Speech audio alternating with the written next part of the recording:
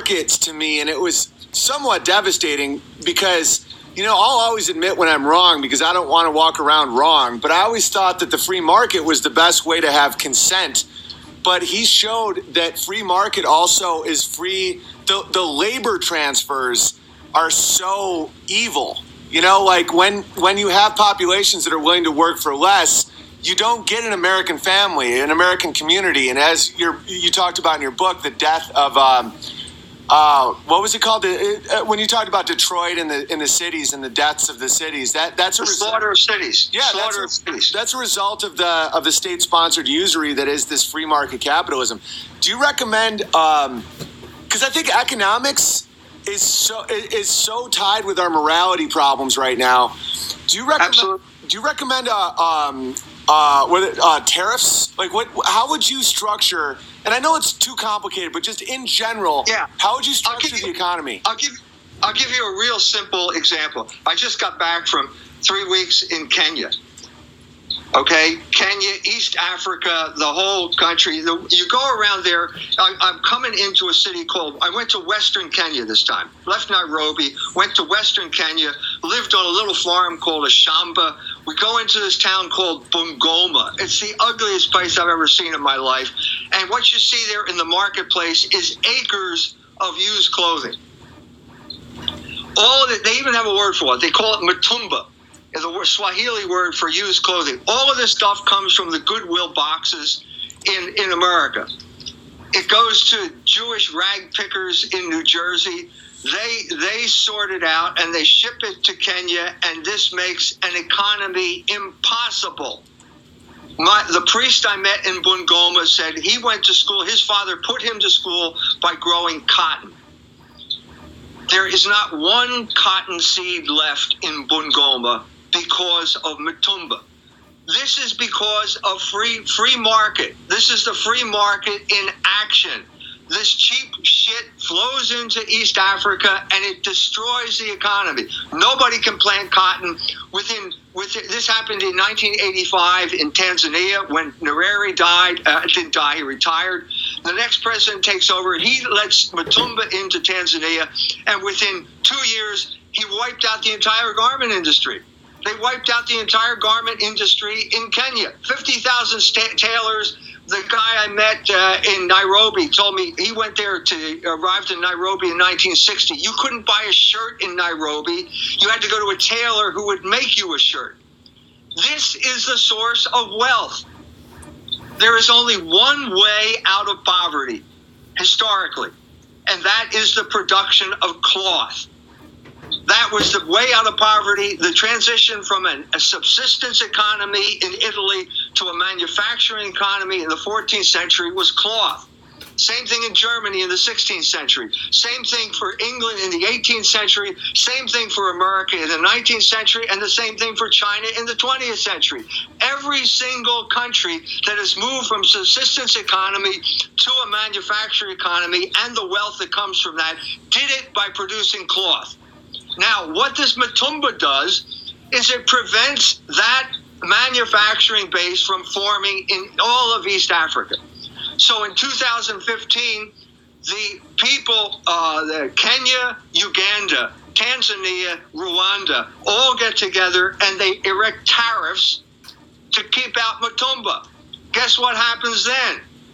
The Jewish rag pickers from New Jersey go to Mr. Mnuchin, the Secretary of the Treasury, and say they are destroying our business, and Mnuchin immediately puts sanctions on these countries, and the countries back down. Unreal. They back down like that because they threatened Kenya. Kenya had $70 million or some minuscule amount of money of exports to the United States, and they threatened, well, we will never buy anything from Kenya anymore if you do this. What they should have said, fine, we don't need your exports. We are going to stick with the tariffs, and we are going to create our own economy here. Exactly. That's what they should have done. Exactly. That's the way out. And by the way, there's 3,200 people right now seeking Logos. So if anyone has a question, paypal.me/feedthebear. Send me a message. Keep it direct for Dr. Jones. I'll ask him. But All right, so like in my little neighborhood, because I reach a limit where I can't just think about these oligarchs and these men in tiny hats, or I just, it's not beneficial to me. So now me and my neighbors, you know, we exchange eggs. We're gonna go in on some goats. It's almost like the way out is just to be like, we're not gonna be able to be bought off by your debt-based, you know, your usury or your sodomy enticements. You know, that's literally the only way out. You have to almost make your own community. Like, money isn't evil. The love of money is evil, or the submission because of money. How do you feel about that? Is that a way out? Like, how do you beat these people? Well, you have reached such an advanced level here. I mean, we all have reached. The fact that we're talking here on the internet, you were making money off the internet. Okay, we have a very advanced economy, and if you fire you from Hollywood, you're smart enough to figure out something else, another way to make money. You fire me from St. Mary's, I end up starting a magazine. We have these skills. They do not have those skills in Africa. They've never been able to develop them, and so that's what they have to do now.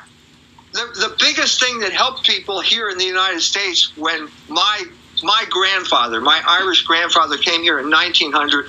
He went to Philadelphia, and he immediately got a job at the Baldwin Locomotive Factory in Philadelphia. That was a good-paying job. It taught him how to work. He developed skills there, and then he went out on his own and created a hardware store, and he did very well for himself, just off the boat. Yeah. That's because you had this powerful economic infrastructure that was good at turning labor into wealth. That's the only way you can turn labor into wealth, because labor is the source of all value. And that's simple. And it's also like the minimum wage I've also always found very evil, because I used to work jobs for very, very little, whether it was a paper boy or I used to collect cans out of dumpsters. And if you apply that to apprenticeship or just working as little as you're worth, you can get skills to then move up. Where if you make a $18 minimum wage job, it's cheaper for somebody to create a machine. It seems like there's no way out for some people. You know, like when I started in comedy, I didn't get paid for the first 2 years. You know, I was doing stand-up. Right. There was a union that said every comedian had to make X amount of money. I didn't bring that value. I didn't have any TV credits yet or movie credits. I didn't have an audience. I was willing to work every night for free to get those skills and develop an audience. And with a minimum wage enforced by, you know, the government, I would not have been able to do that. The minimum wage is based on a good idea, which is basically that you need wages are the main way that money gets into the economy. But the minimum wage is a kind of stopgap measure that kicks in because wages have been driven too low. We have the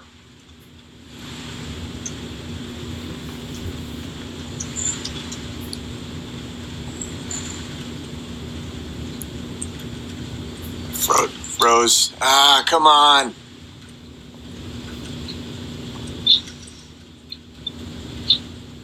You iced me. Can you hear me now? I got you. Yeah, they do this in and out buffering thing, but you went out right. Let me make sure we're still streaming. It's not, but it could be. This is a psychological thing that I don't know if it's on purpose or not, but I suspect it is.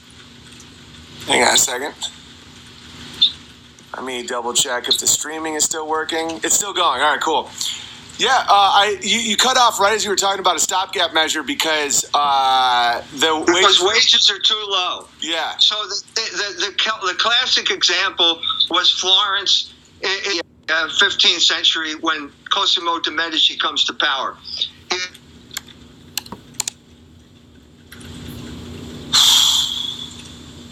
To raise wages, they are going to grind the worker, and at that point they bring the Jews in because they need to get money from that working class that they're not paying enough. So the working man now has to go to the Jew to borrow money at 43 1/3% interest to pay his taxes.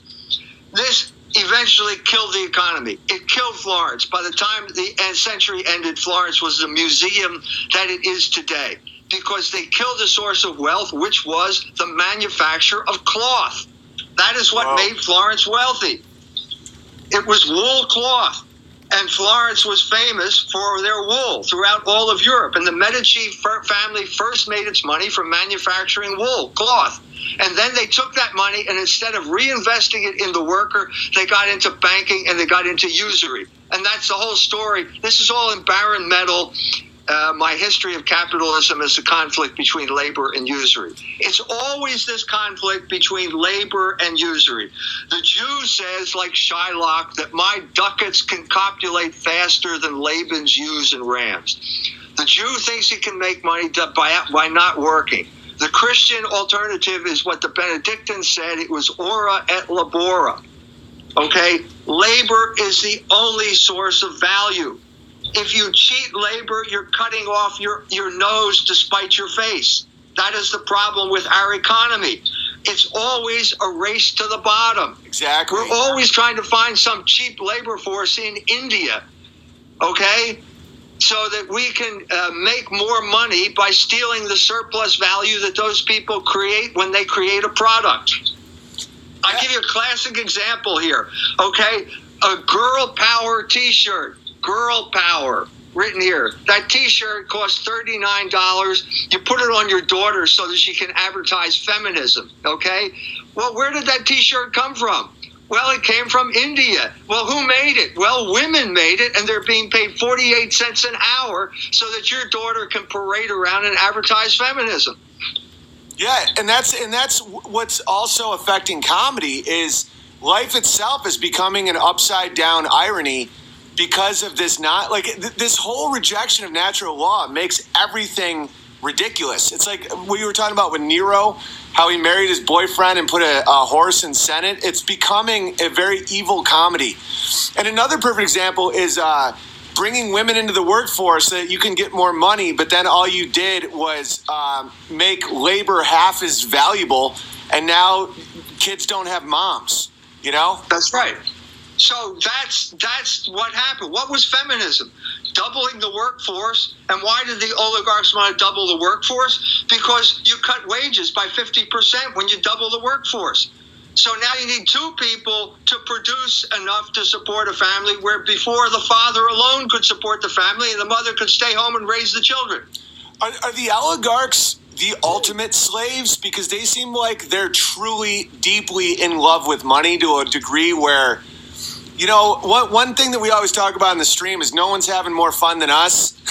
It's like they don't seem like they're having a good time. You know, like I've known some very, very wealthy hedge fund Jewish type men. All they do is work and complain. Is like the higher up you go in this satanic pyramid, are they just a mess? Well, it's a vice. Avarice is a vice.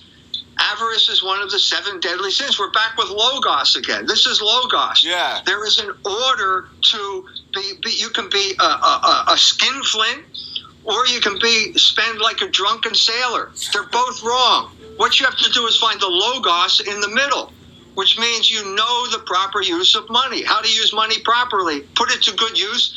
Get some type of return from your investment. Raise a family with it. Use good use of money. Using money, let's say, to create an income-producing piece of property that will give you a return on your investment. Yeah, that's what money's there to do. It's like your story with Culture magazine, where someone gave you, I think, like $40,000 or something, and instead of spending it on nonsense, you started something that is still alive and well and creating, you know. I think that. That's now $40,000 was more then than it is now.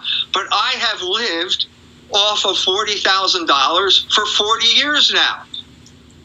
Well, how can you do that? How is that possible? Well, because you created an income-producing property known as Culture Wars Magazine, Fidelity Press, and I can get a return because it allows me to sell the books, and because I can sell those books, I can sell the books that I produce. I can be independent.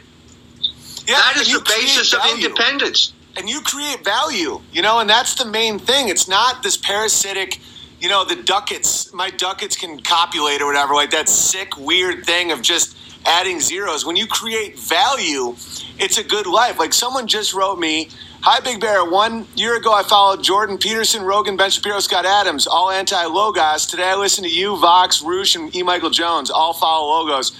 Logos is rising. Keep it up. It's making impact." See, that's okay. Like when people call me like anti-American or